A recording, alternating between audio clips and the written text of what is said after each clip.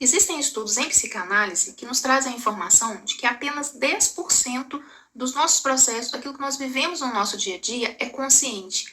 E que 90% de tudo que a gente vivencia são processos inconscientes. Então não fica difícil perceber que são os processos inconscientes que comandam a nossa vida. É preciso acessar esses processos para que possamos ir na origem daquilo que nos prejudica, daquilo que nos incomoda, das nossas dores, dos nossos problemas.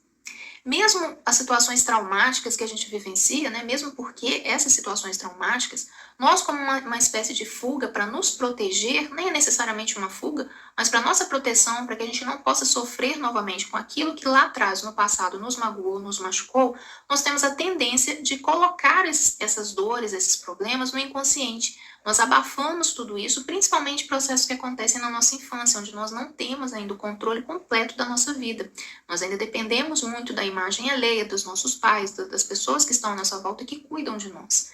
Então, a gente tem essa tendência que é natural, que é necessária, inclusive, para lidarmos com a dor, que todos os impactos negativos da nossa vida, nós possamos colocar esses impactos, essas dores no nosso inconsciente, para que aquilo não possa voltar a doer em nós.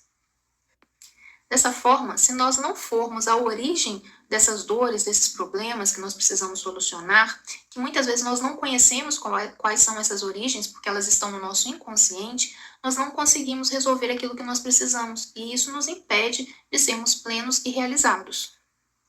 Outra questão que nós temos que ter em mente é que as nossas emoções são grandemente responsáveis pela forma como nós interpretamos os acontecimentos na nossa vida. Eu vou dar um exemplo para ficar mais claro.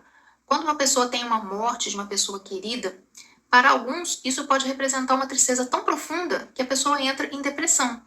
Para outros, no entanto, após a passagem daquele momento natural de luto, após essa elaboração do luto, ficam somente a saudade daqueles momentos que foram vividos. Então são impactos diferentes na forma como a pessoa interpretou aquela perda. Um outro exemplo, por exemplo, é a perda de um emprego. Para algumas pessoas, aquilo pode ser o início de uma dificuldade muito grande, de um processo também depressivo, enquanto para outros pode ser o pontapé para que eles possam buscar soluções novas e criativas e até mesmo se libertar de um momento vivido, de uma situação que não satisfaz.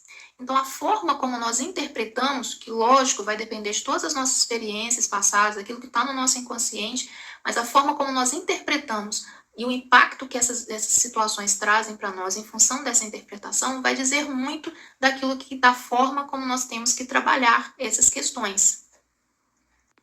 Então, o sentir e a forma como a gente interpreta uma situação é extremamente importante. Nós não podemos negligenciar esse sentir, porque, na verdade, é o sentir que vai dar o tom e vai dar o grau de dificuldade para resolver aquilo que nós precisamos resolver.